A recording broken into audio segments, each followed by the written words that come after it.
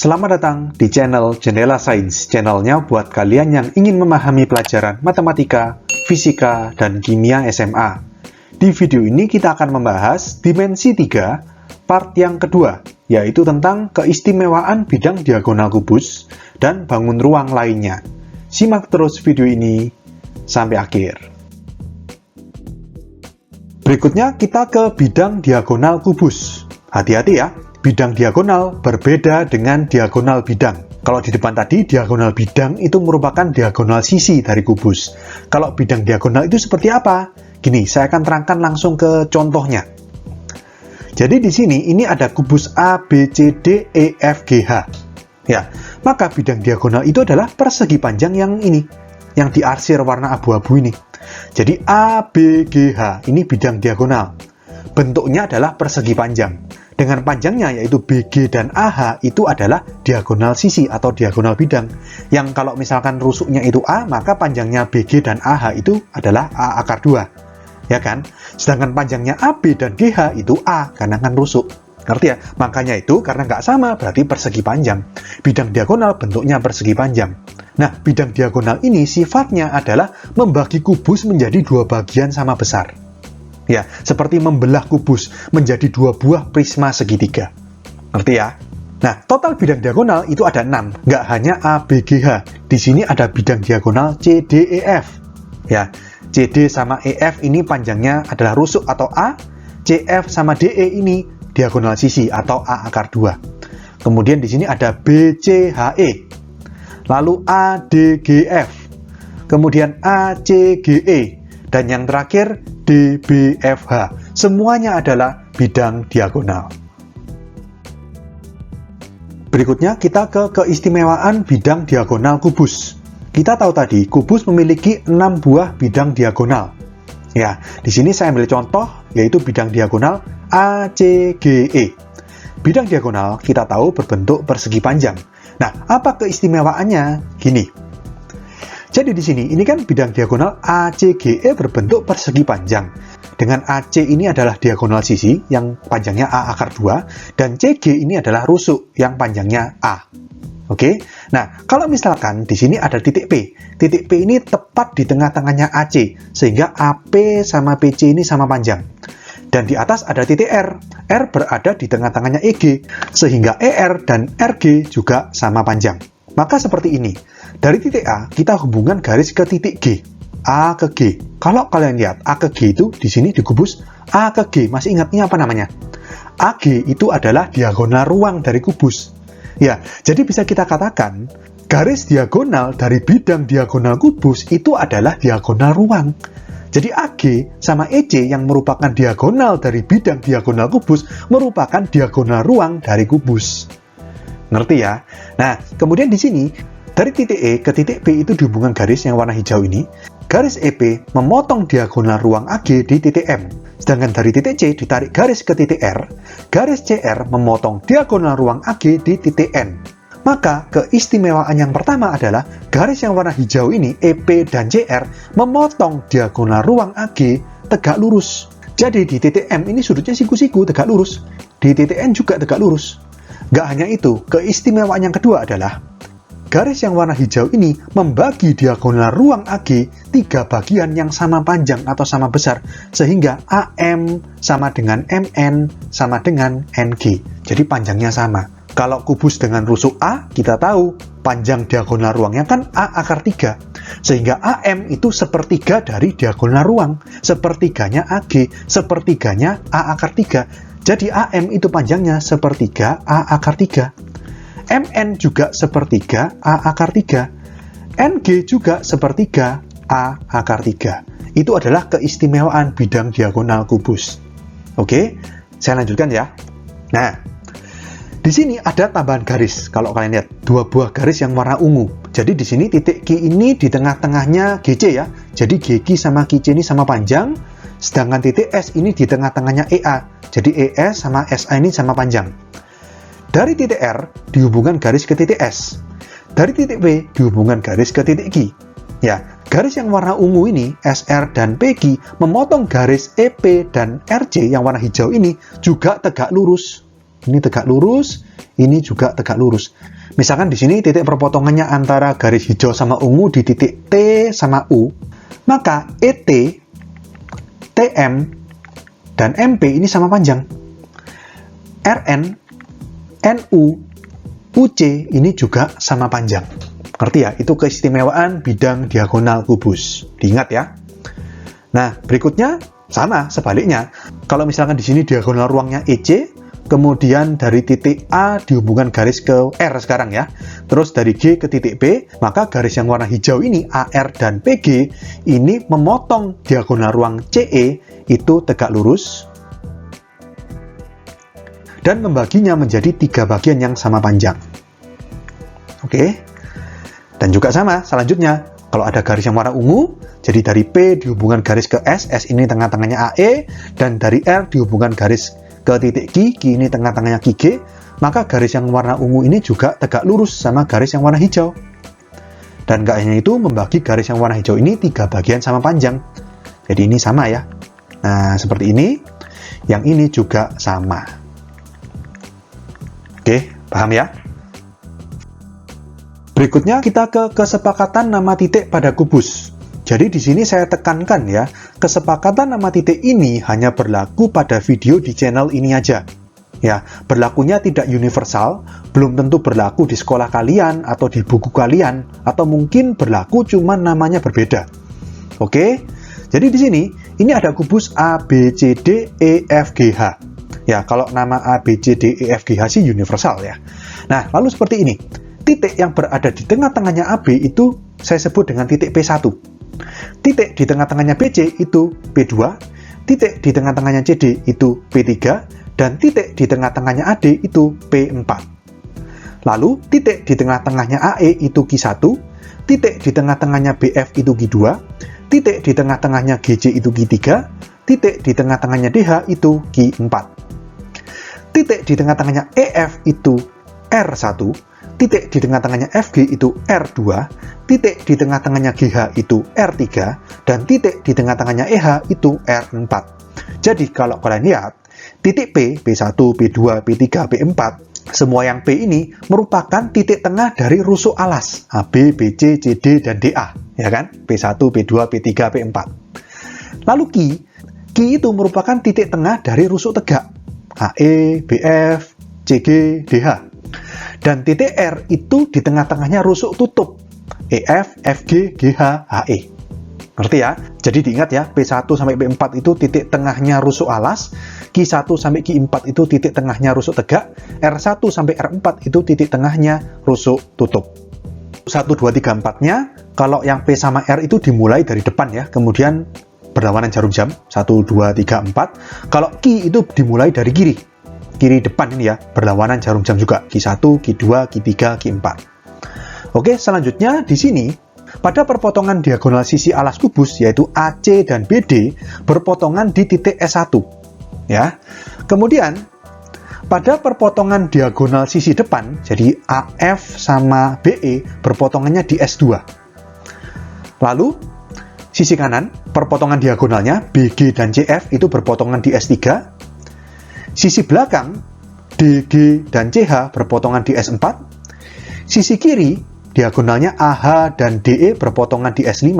Dan yang terakhir, sisi atas, diagonalnya EG dan FH berpotongan di titik S6. Jadi S itu adalah perpotongan dari 2 buah diagonal sisi. S1 itu di bawah, S2 di depan, S3 di kanan, S4 di belakang, S5 di kiri, dan yang terakhir S6 di atas. Oke, jadi dengan panduan ini, kesepakatan ini nanti di part berikutnya kalau saya sebutkan titik Q3, itu kalian harus tahu. Q3 artinya tengah-tengahnya GC. Terus misalkan R3, R3 itu tengah-tengahnya HG, dan seterusnya. Berikutnya adalah balok. Jadi di sini ada balok A, B, C, D, E, F, G, H. Kalau untuk penamaannya sama ya, jadi titik-titik sudutnya balok juga jumlahnya 8. Yaitu titik sudut A, B, C, D yang berada di bagian alas atau bawah ini ya, di balok ini. Titik A itu di kiri depan, kemudian berputar berlawanan jarum jam, jadi A, B, C, D. Kemudian yang di atas itu ada titik sudut E, F, G, H. Dari E yang berada di kiri depan, kemudian berputar berlawanan jarum jam. Jadi titik sudutnya sama persis seperti kubus, jumlahnya 8 buah. Rusuknya juga sama persis seperti kubus, jumlahnya 12. AB, BC, CD, AD berada pada alas. Kemudian AE, BF, CG, DH itu pada rusuk tegak, dan pada rusuk tutupnya EF, FG, GH, EH. Tapi bedanya, kalau rusuk kubus itu kan semuanya sama panjang sebesar A. Kalau balok enggak. Ya, jadi di sini AB, DC, EF, HG memang sama. Itu disebut panjang atau P biasanya. Simbolnya P ini ya. Kemudian yang BC, FG, EH sama AD itu juga sama besar, yaitu L. Tapi P sama L itu beda, panjang sama lebar gitu ya. Terus yang tegak, AE, BF, CG, DH itu disebut dengan tinggi balok, sama panjang sebesar T. Ngerti ya? Jadi balok itu P, L sama T-nya nggak sama. Oke? Berikutnya sisi. Sama seperti kubus, balok juga memiliki 6 buah sisi. Depan, belakang, atas, bawah, kiri, kanan, sama. Cuma bedanya gini, kalau kubus itu kan sesuai pengertiannya, dibatasi oleh 6 buah sisi yang berbentuk persegi yang kongruen. Kalau balok, dibatasi oleh 6 buah sisi, sama-sama 6 buah sisi. Cuman sisinya bisa persegi, bisa juga persegi panjang. Ya, terus di sini yang kongruen bukan ke-6-6-nya kongruen, tapi ada 3 pasang yang kongruen. Ya, jadi di sini yang kongruen itu A, B, C, D dengan E, F, G, H. Ini bawah sama atas atau alas sama tutup, ini kongruen. Kemudian sisi kiri sama kanan, A, D, H, E sama B, C, G, F, ini kongruen juga. Terus pasangan yang ketiga adalah sisi depan dan sisi belakang, A, B, F, E dan D, C, G, H, ini kongruen. Oke? Kemudian diagonal sisi dan diagonal bidangnya sama seperti kubus, ada 12. Karena baik persegi maupun persegi panjang itu sama-sama memiliki 2 buah diagonal sisi. Sehingga kalau sisinya ada 6, berarti diagonal sisi atau diagonal bidangnya 12, yaitu AC, BD, EG, FH, AH, DE, BG, CF, AF, BE, DG, CH. Cuma bedanya di sini dari 12 diagonal sisi atau diagonal bidang ini, panjangnya ada yang berbeda, ada yang sama. Kalau misalkan AF, BE, lalu DG, dan CH ini panjangnya sama, karena sama-sama merupakan diagonal dari sisi depan belakang. Depan belakang tadi kan kongruen, tapi beda sama yang kiri kanan. Yang kiri kanan kan AH, DE, BG, CF. Panjangnya berbeda dengan diagonal yang di depan belakang tadi. Ngerti ya? Jadi intinya panjang dari diagonal sisi depan belakang berbeda dengan diagonal sisi kiri kanan, berbeda dengan diagonal sisi bawah atas. Oke, kemudian diagonal ruangnya di sini ada 4. AG, EC, DF, BH. AG, EC, DF, dan BH. Kalau diagonal ruangnya ini keempat-empatnya sama panjang. Kalau kalian lihat, AG sama dengan EC, sama dengan DF, sama dengan BH. Dan bidang diagonalnya juga ada 6, sama seperti kubus. ABGH, ini ya. Kemudian CDEF, yang ini ya. Kemudian BCHE, yang ini, lalu ADGF, ini, lalu ACGE, dan yang terakhir BDHF. Cuma di sini kalau di bidang diagonal kubus, ke-6-6-nya itu merupakan persegi panjang yang kongruen. Kalau di balok ini ke-6-6-nya nggak kongruen semuanya, ada 3 pasang yang kongruen. Jadi kalau misalkan ABGH, ini kongruennya sama CDEF, gitu ya. Terus kalau misalkan BCHE, yang ini, kongruennya sama ini, ADGF, ya kan? Terus ACGE, kongruennya sama yang ini, BDHF. Jadi ada 3 pasang yang kongruen. Oke, paham ya? Berikutnya kita ke bangun ruang lainnya. Di sini yang pertama ada prisma segitiga. Prisma merupakan bangun ruang yang dibatasi oleh sepasang sisi yang sejajar dan kongruen atau sama besar. Jadi dalam hal ini adalah sisi alas ABC dan sisi tutup DEF. ABC dan DEF ini merupakan segitiga yang kongruen dan sejajar. Oke, nah karena sama-sama berbentuk segitiga, makanya dinamakan prisma segitiga. Jadi prisma segitiga merupakan prisma yang alas dan tutupnya berbentuk segitiga. Kalau alas dan tutupnya berbentuk segi 4, namanya prisma segi 4. Kalau alas dan tutupnya berbentuk segi 5, namanya prisma segi 5, dan seterusnya. Dan kalau alas dan tutupnya berbentuk lingkaran, maka namanya adalah tabung. Oke, Nggak hanya itu, prisma juga memiliki sifat, yaitu rusuk-rusuk tegaknya sama panjang dan sejajar. Jadi dalam hal ini, AD, BE, dan CF ini kan merupakan rusuk tegak, sama panjang, yaitu sebesar tingginya prisma, dan sejajar. Oke, paham ya? Nah, cara menamakan prisma itu kalau segitiga kan alasnya dulu ya, sama seperti dibalok sama kubus. Jadi A, B, C, kemudian D, E, F. D di atasnya A, E di atasnya B, F di atasnya C. Sehingga kalau prisma seperti ini, kita sebutnya dengan prisma ABC titik D, E, F. Sekali lagi, titik itu gunanya untuk memisahkan, oh ABC ini berada pada sisi alas, D, E, F ini berada pada sisi tutup. Gitu ya. Berikutnya, limas segitiga. Nah, kalau limas ini adalah bangun ruang yang dibatasi oleh sebuah alas yang ada di bawah dan satu titik di atas, yang disebut titik puncak. Dalam hal ini titik T. Oke, paham ya? Jadi di sini ini limas segitiga disebut segitiga karena alasnya berbentuk segitiga. Ya, nanti kalau misalkan alasnya berbentuk segi empat, ya limas segi empat, gitu ya. Nah, limas segitiga TABC itu cara menulisnya adalah T titik ABC. Karena yang di atas kan cuma satu, ya sudah T gitu aja. Titik ABC itu alasnya. Oke. Berikutnya tetrahedron. Tetrahedron di sini juga TABC sama limas segitiga. Lalu apa bedanya tetrahedron dengan limas segitiga?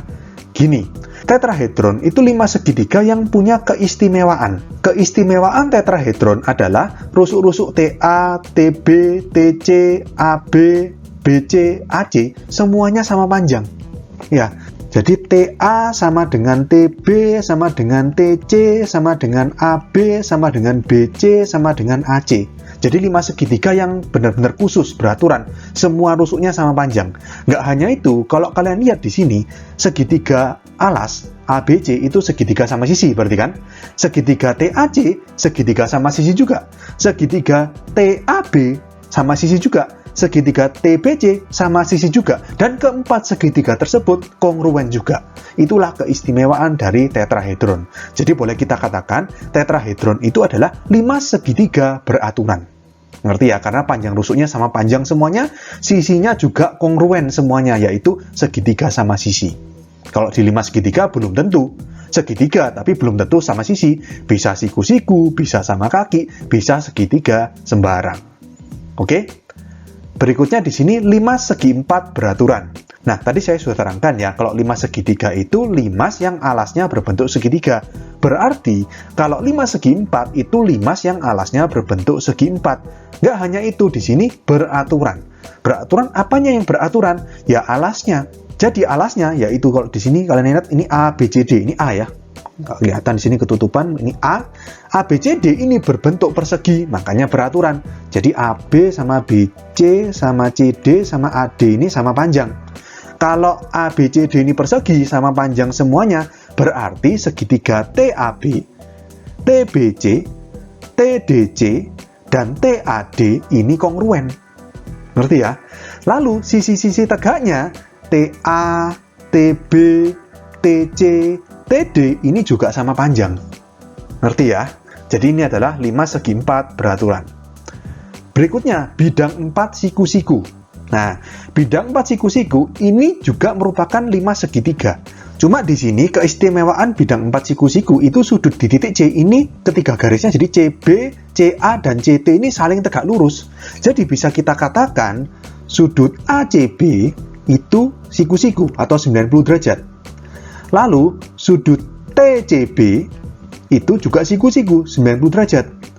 Sudut TCA juga 90 derajat. Lihat ya, sudut ACB itu kan ini. Nah, ini siku-siku. Lalu TCB itu ini, siku-siku. TCA itu ini, TCA, siku-siku juga. Jadi di sini TC ini sisinya tegak lurus terhadap bidang alas, nggak seperti limas lainnya. Kalau limas lainnya rusuk tegaknya ini nggak benar-benar tegak lurus kan, dia miring terhadap bidang alas, tidak membentuk sudut 90 derajat. Ngerti ya? Ini adalah keistimewaan dari bidang 4 siku-siku. Oke? Oke, sekian untuk video kali ini. Untuk melihat playlist lengkap dari bab ini, bisa kalian klik thumbnail yang ada di sebelah kanan atas ini. Jika ada pertanyaan, saran, maupun kritik, bisa kalian tulis di kolom komentar. Semoga bermanfaat dan sampai jumpa di video selanjutnya.